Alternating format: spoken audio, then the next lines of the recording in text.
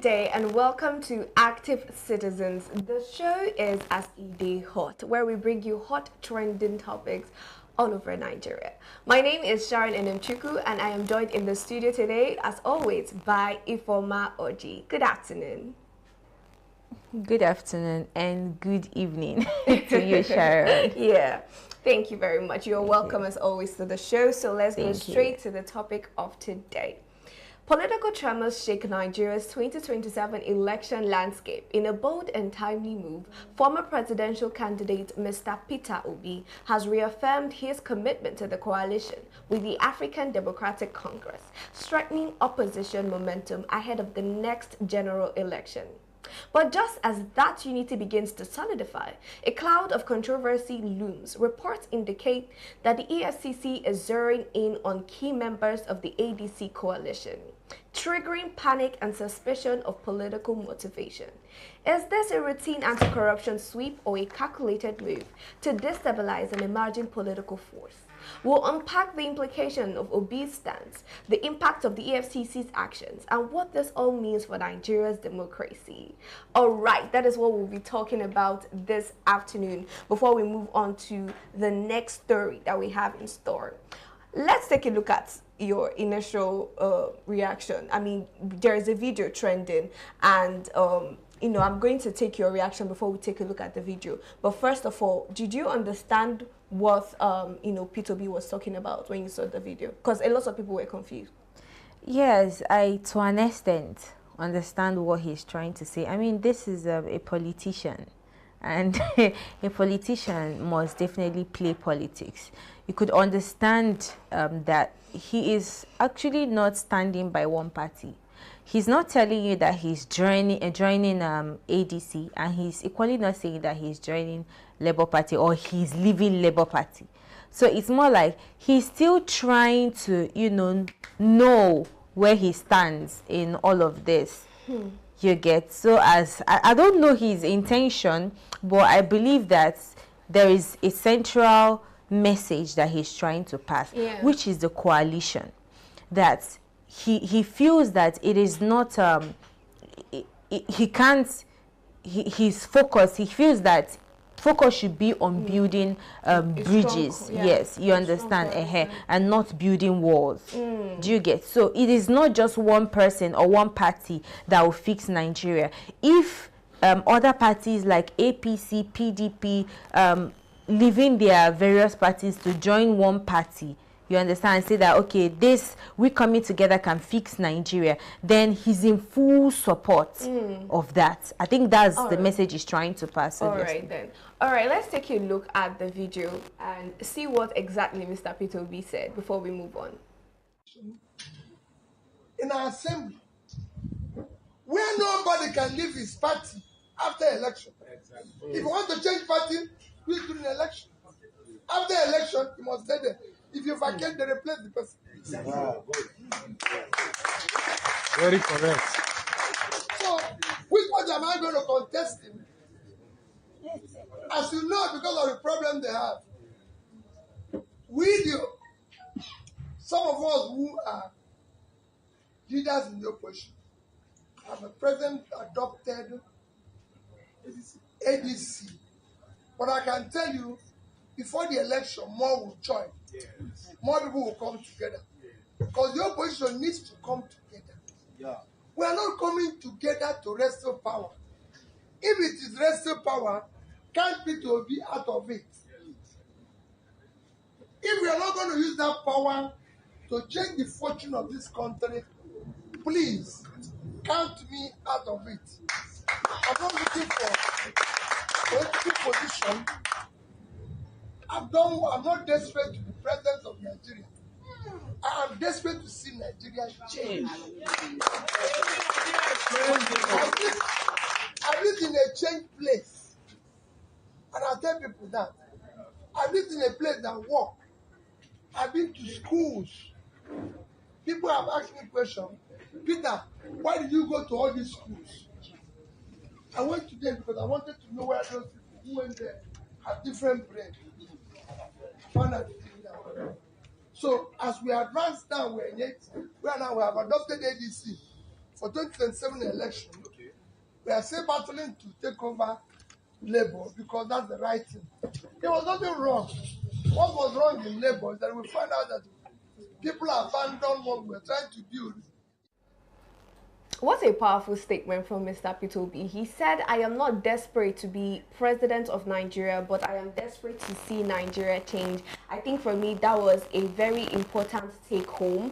And that is something that sat down with a lot of people, even from the reaction of the video. When he said that, I could hear one woman say, You know, it was heavy and it was powerful. And that is what we love to see. People and politicians that are desperate for a change. So from my own perspective, when I saw the video, okay, I was a little confused. The way he said it was as though he was, you know, in saying that he would not, or he's not really, you know, running, or he's not running for elections in 2027, for presidency seat in 2027. But if you pay closer attention, I think what he's trying to say here is that, of course, you know, he would be running. And then he also mentioned the problems that LP is having when you watch the video further. But I think the key points to take home is that for him, Mr. P2B, being the president of Nigeria is not the biggest goal for him now. He just wants to see Nigeria change.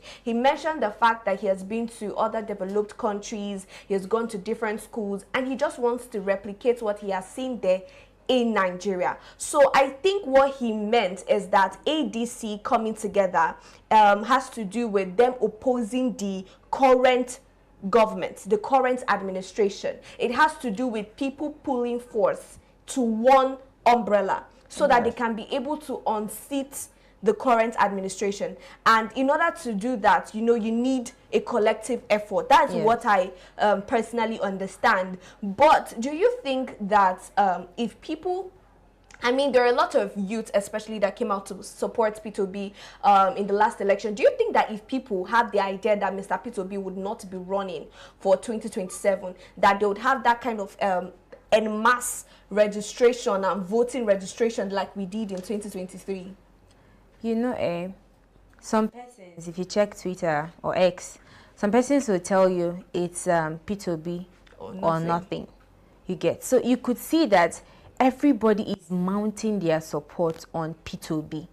So if there won't be P2B for 2027 election, I don't really think people will be interested in voting, because everything he's doing, his campaign, going to schools, donating huge amounts of money, is, I believe, like I said earlier, he's a politician, is geared toward 2027. He wants a better Nigeria, and he's providing that opportunity for citizens, or the citizens of Nigeria, to see that there is a better Nigeria, and he's, you know, projecting himself as the person that can bring that change.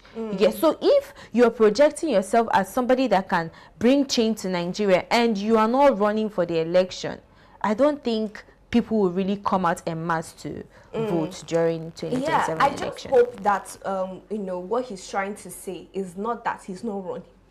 I'm thinking that he's saying that he's not desperate for it, that even though he's not the one, maybe he's saying that if there is somebody that has the type of pedigree that he has, that is also running, or that will be running, and you know, the person that will be running would have the interest of Nigeria at heart, then he's fine with it. Yes. Do you understand? Yes. And the thing here is that he's not actually stating that I am running or I'm not running. You get, he's just fostering, or trying to foster unity. Whatever will bring change to Nigerians, you understand? Whatever will bring unity. You could see that even Labour Party has internal crisis among them. You could see that APC, ADC, even APC, PDP, and even ADC are having internal crisis among them. So he's saying that if it is this coalition that will bring Nigerians together, that will bring these politicians together and foster change in the society and with unity, then he's open to it. You know, you just mentioned internal struggles, right? One of the things that we've been seeing online on the news is that for ADC, Atiku Abubakar is, you know, trying to appear, or doing his best to come out as the presidential candidate for ADC. And Mr. Peter also made mention of in that video that it is not a power tussle, that they are not going for a power tussle. And he said that if it's going to be a power tussle, that you should count him out. Okay, so with that mentioned, do you think that ADC, with people coming from APC, even PDP as well, do you think that they are able to manage both, you know, the kind of political momentum they are getting right now? Do you think they'll be able to balance things? For me, I don't really think so. You know why? Like I say all this, I say repeatedly, it is still the same set of persons that are moving from PDP, the same set of persons that are having crisis, that are moving from this party to the other party. And if you check, you see that PDP actually has, they already have a body. You get, they are strong, they are rooted. The same thing with APC when it comes to finances, formation, and the rest of it. Now, ADC is a new party.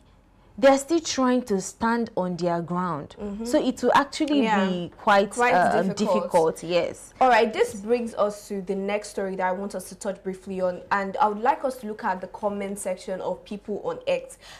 You know, there have been a lot of reactions because of the drama that is going on now. EFCC has been going after ADC's main political force, trying to undergo a sort of investigation. But let's take a look at some of the comments from people on X. This is coming from Emeka. He says, whatever the coalition is doing is working. They should intensify action. No retreat, no surrender. Ima is also saying Nigerians are suffering today mainly because of the power of corruption over good governance. Over the years, all those who have served or serving, whether they be in the ruling party or elsewhere, they are linked to corruption. They should be called to question. This is justice and healthy for the world. All right. Ochichi said Tambuwal has been quiet for too long and stayed out of the political radar since 2023. Until now, EFCC had to dig up files for whatever reason against him. Obedience still don't know the kind of bragging rights they have with Peter Obi. Wow. All right. Another comment. Let's take this from Staker. He says, we have seen this script before. Join APC and all your sins are forgiven. Agbado government. Terence says, he who goes to equity must go with clean hands. Water will never carry a man whose feet it has not seen. He went further to tag the current president, saying that he was himself docked severally by official EFCC and wasn't found wanted. Those being investigated were close to public purses. Let them go prove their innocence. Let's take one more. Emmanuel says if they didn't embezzle their state's money, then they have no reason to go into panic mode. Now, let's cut it from there. I will start from what Emmanuel just said. He said that if they didn't embezzle their money, then they have no reason to go into panic mode. It's the same thing that we are saying, that the same politicians that are leaving APC to enter ADC are pointing fingers at the party and saying that they've lost hope in the party's ability to fulfill their promise and their mandate, whereas you were part of the problem for so long. Why have you suddenly decided or realized that this party has failed in delivering its mandate, and you now decided that, oh, I am going to leave this party to join another one? What were you doing? What effort did you make to bring change to the table? I don't know if you get what I'm saying, but I just agree with that comment, because it's as if, okay, it's right that, especially for Tambuwal, it has been a long time since we've seen him politically, in the political scene, and now it's as if they are just shining the torchlight on him because he has chosen to stick with ADC. But that's not my own point. My point is, if you know you don't have a skeleton in your cupboard, then there's nothing for you to hide. Although it also feels as though this current administration is somehow using, allegedly, the EFCC as a tool, as a private organization, rather than an independent body that they are supposed to be. But what are your thoughts? First of all, I wanted to ask, when you were talking, I wanted to ask the question, which government is in power? Is it APC or PDP? APC. Or, thank you. Now, you could see clearly that this is a political strategy. You get, in the sense that the people in power are trying to oppress those that just left the power, the minority. Do you understand? That is exactly what's happening here. Because this man, you already know he has skeletons. Let's say, for example, if he has skeleton in his cupboard, you already know he has this, but he's being protected under the umbrella of APC. Yeah. Do you get? So now him moving to ADC, it's more like that shield has been unmasked. You get, it has been taken away. Do you get? So whatever now happens, it's on him. Oh, yeah. You're on your own. You understand? But at the same time, this party they are forming, I said something in one of our shows that if truly, maybe that this set of persons that are moving to this party have realized that they've actually left Nigeria in shambles, and this time around they want to make a change. Now, just like what somebody said in the comment section, that he who comes to equity comes with clean hands. If truly he has not done some illegal things in the past, he should actually provide evidence, because we're hearing that he embezzled about 189 billion. Exactly. So if truly he didn't commit this particular crime he's been accused of, he should provide evidence. You get? And then the ADC as a whole, because you could see that it's not just him that EFCC is coming after. They're coming about 4 politicians from APC and other parties. You get? So you could see that they are on them. So if they can provide receipt that, okay, this crime that I'm being accused of, I am not guilty. You understand? Why they can do this while staying united? Because this thing that is happening right now will start breaking them apart. This coalition, of course, to start breaking them bit by bit. Because they want to save their own head. Exactly. You could see even Atiku, he was supposed to collect his certificate, his membership card, ADC membership card, and he had to cancel that appointment.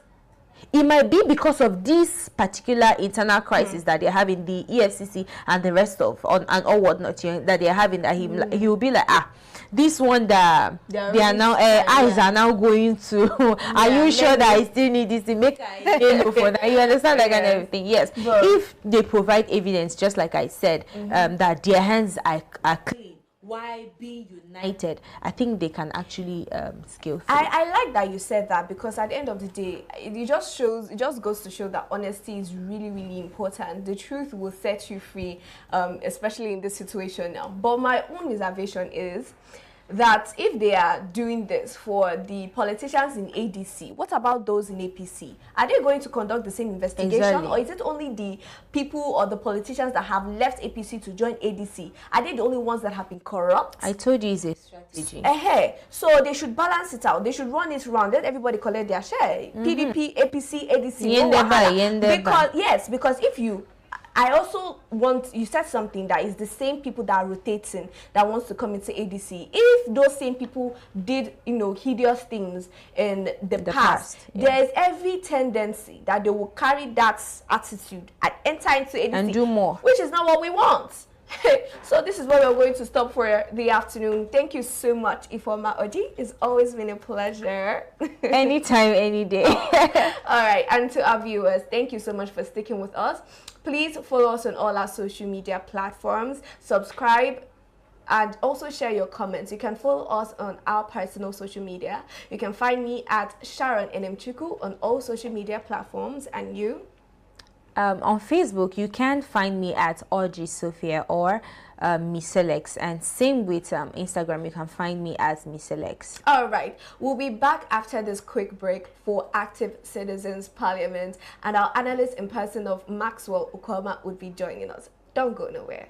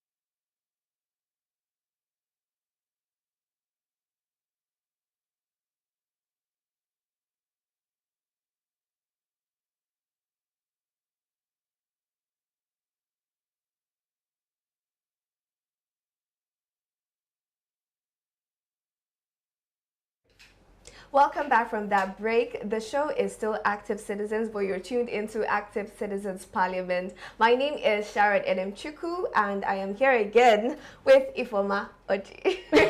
And I'm here again with Sharon Enemchuku. Yes, you are. Good evening once again. Oh, good evening. You look pretty as always. Thank you. Why am I even complimenting you? We just finished. No, it's needed. It's okay to remind ourselves of the beauty of God's creation. Of Hallelujah. course. All right, let's move on to the topic for today. In a powerful statement on national unity, the former secretary to the government of the Federation has declared that the North will support candidates who truly understand its challenges, regardless of their ethnic or regional origin. This marks a potential shift in political alliances ahead of the 2027 elections, emphasizing issues of over-identity. Meanwhile, a new wave of activism unfolds as Omoyele Sowore leads a protest at the NYSC headquarters demanding the release of Raye's withheld certificate. So these are the two stories we'll be looking at today. Let's take a look at the statement by the former secretary addressing the public and the stance of the North towards the forthcoming elections. What do you make of that? Well, I'm seeing the North taking this thing they call kingmakers rule. Kingmakers are not meant to sit on the throne. They are meant to decide on who sits on the throne. So I think they've had that meeting and they've made their peace, and they've come out to the public to say, we are not going to, compete. You get, whoever fights for the rights of the Northerners is who will support. You understand? Whoever understands our plight is who will support. Not regarding if the person, not minding if the person is a Northerner or a Southerner. You understand? So, like I just said right now, it's kingmakers. Yes, and I think that is actually a fantastic move, because you could see that the meeting they had is more like they've come together to realize that even if we push our own might sit on that seat, on that throne, and not do anything.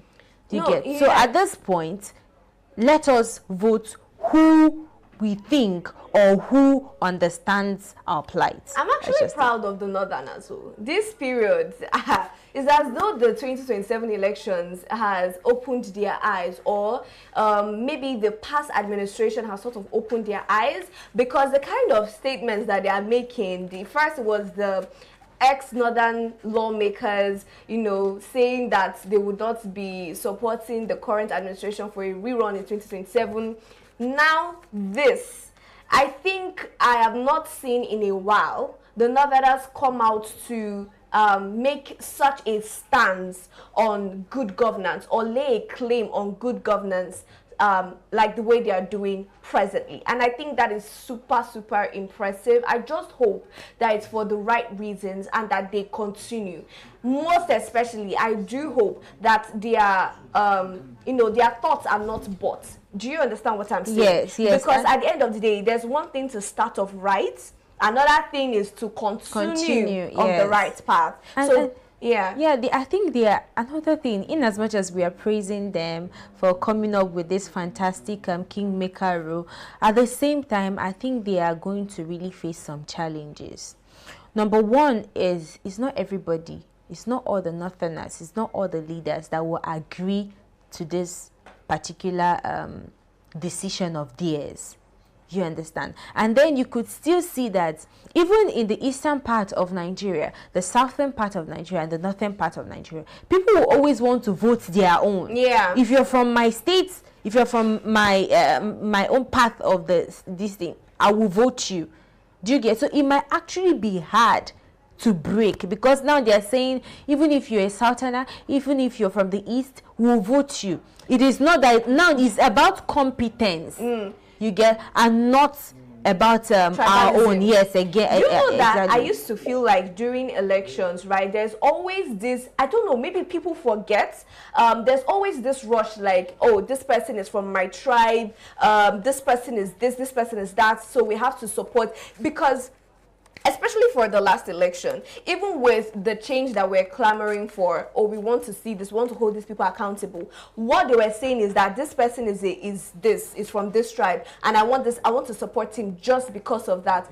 But I'm also hoping that the kind of things that we have seen recently has been able to reshape, let me use the word, reshape our mentality, so that we now think first for the good of Nigeria, and lastly for tribe, because that tribe has taken last seat. It should take the last seat when we are talking about Nigeria, because this tribalism, it has been a tool for ages that politicians have used to divide Nigerians, and we cannot afford for that to be the case in 2027, which is why I am saying, Northerners, this thing we want to do, now go continue. It go bring us better governance. You have to continue. So this, they should not have any interference whatsoever. Nobody should come and take your eyes off the right path. And another avenue or another point I want to add to what you're saying right now, there's possibility that this might actually be strategic. Do you understand? Strategic in the sense that it will now give them upper hand in the coming 2027 election. That is determining who wins the 2027 election. How would that happen? Let me explain. Now, if you check the East, check the West, you see that the North has more population than other parts of Nigeria. So they are more like, if they are not supporting anybody, nobody will definitely win. And if they flow in their vote for one particular candidate, it gives them the upper hand. They still decide the person that wins the election. But they can influence it, but they might not be able to decide, because even as though you are very right, the Northerners they are huge in their numbers, they are big in their numbers, but the Northerners on one side, the Southerners, southeastern parts, the Southwest combined, they can still, combat. Now, let me tell you, there's definitely going to be split of votes. It depends on people that would come out. Exactly. People that, now, like I said, it will be really difficult for people to say, oh, because you're competent and you're not my own, I might not vote for you. Because you're my own, I will vote for you. Do you get what I'm trying to say? Now, if, let me say, for example, Atiku is coming out, Tinubu, what is it called? Peter Obi is coming out. Now, the eastern part of Nigeria, they will want to vote Peter Obi. Now, the other part of this thing, we want to vote Atiku. Now, calm down. If the northern part chooses Peter Obi, it gives them the upper hand, because they will decide that it's Peter Obi. Now, they've actually come together. They are no longer having split in between them, internal crisis in between them. They've united and said, we are voting Peter Obi. And if they vote Peter Obi, the person that will win will definitely be Peter Obi, because other states or other parts of the country has been splitted. Their vote has been splitted, but their own is still united. It's giving them the upper hand, obviously. Oh, all right. Thank you, Ifoma. We're also joined by our analyst in person of Mr. Maxwell via Zoom. Can you hear me very well, sir? Mr. Maxwell? Yes, I can hear you. Good afternoon. Oh, good evening. Good evening, sir. You're welcome. So, all right. Thank you very much. All right. We were just talking about the statement that was coming out from the ex-secretary, and he said that the Northerners are not going to be concerned about region this time around for the 2027 elections, but they would instead be focusing on the people or the person that has the interest of the North at heart. And that is what I and Ifoma has been talking back and forth on. But I would also want to bring to your notice the next topic, which I'd want you to touch on, is the fact that Sowore after being in detention for a while, came out immediately and went to protest at NYSC headquarters for Raye, the lady that her certificate was withheld by NYSC. Could you please give us first your opinion on the first story and then the second? All right, thank you very much for your question. Good evening, to listeners around the world. Regarding the statements of Babachi Lawal, the former secretary to the government of the Federation, I hold a lot of sentiments against many of the things he said. He said categorically that things have changed and the parameters that he used, his organization, his Northern Forum used in deciding or in evaluating candidates in the 2023 is going to be different from what they would use this time around in 2027. I have a problem with that statement. You see, I want us to take our minds away from people like Babachi Lawal, who has held on to positions in government. Recall that he was part of the Buhari government, which also destroyed Nigeria. Now, I don't have a problem with persons like him who have decided to come back to put in efforts and ensure that we move Nigeria from the point it is. What I have a problem with is their Northern Forum, which is said that these are politicians who are not in office that are part of this forum and are taking this decision. I want us to draw our mind back to the reasons why some of these candidates are out there campaigning. Because with the time we are in and the stage we are in our development, we need to go away from all of these king-making arrangements by a selective few. What do the people really want? That should be the main question. In 2023 general elections, Babachi Lawal was heard many times supporting the candidacy of Peter Obi. But that is not enough. What does Nigeria need at this point in time? Because if you ask me, if you are changing the parameters, the question remains, what were the parameters in 2023 and what are they now, or what should they be in 2027? It should still be competent. It should still be character. It should still be a person who is focused on moving Nigeria from the point it is to where we should be. Inflation rate is already double digits. Over, I think, close to about 30% inflation rate currently in Nigeria. What is the GDP ratio in Nigeria? So people can no longer feed. We have a lot of people being plunged into poverty line. People who cannot live above $1, 1,500 naira in a day. These numbers are staggering. We have surging unemployment rates in Nigeria. Schools are dilapidated. Students can no longer go to school. Insecurity is surging. But we still need to be considering what a selective few politicians who do not hold office are determining. Yes, if they decide that they want to focus on a person who is going to move the northern region of Nigeria forward, it's fine. But we should be more Nigerian-centric than northern-centric at this point in time. Because we are moving from our various ethnic, alignments to a national alignment. Now, moving straight into the conversations surrounding Sowore, I would say this categorically. Anybody who comes out to fight for the human rights of people, I always align myself with that person. What Sowore is doing is highly commendable. In that same protest, he was joined by the lawyer of Rita, popularly known as Raye. Right. NYSC, at this point in time, should resolve this issue with requisite standard. Let them tell us what laws have been breached, what bylaws have been breached by Raye. To the best of my knowledge, they have not said any.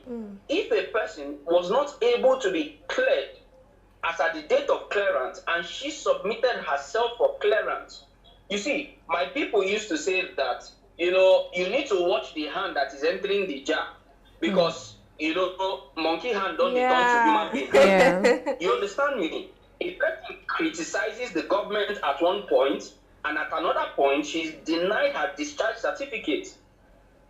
The witch cries in the night and in the morning the baby is dead. We can add 1 and 1, we can add 2 and 2. And the fact that this lady, being represented by Inebehe Efyong, a very proactive human rights lawyer, has said that she submitted herself for clearance and was denied by her LGR. Have there been any investigations? Have there been any probe? Have there been any reasons to ask her what happened within this period? Why were you not cleared? So, if we don't do things in accordance with the provisions of the law, we cannot continue vilifying our own. Nigerians submit themselves in thousands yearly to go through this same process. There are laws. The NYC Act provides that no organization should employ an individual who has not obtained a discharge certificate or an exemption certificate.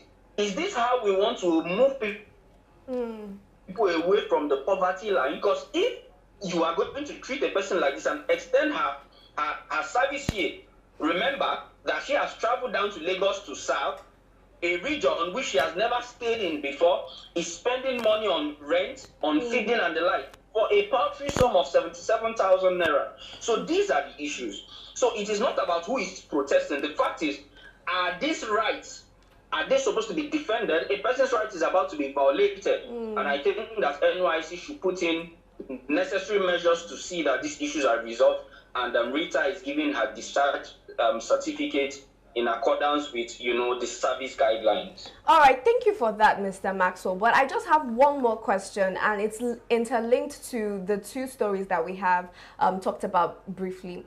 Do you think, in a way, that we are somehow encouraging youth disobedience? I'm not saying that in Riot's case, because Riot's case is very different. I'm talking about the young lady who, you know, they said assaulted the air hostess and all of that, and now a lot of Nigerians have come out in mass to support this young lady. And for people in government especially, they would say that maybe they didn't like the tone of voice that Raya used. I am not in support of that, but let us take a look at that.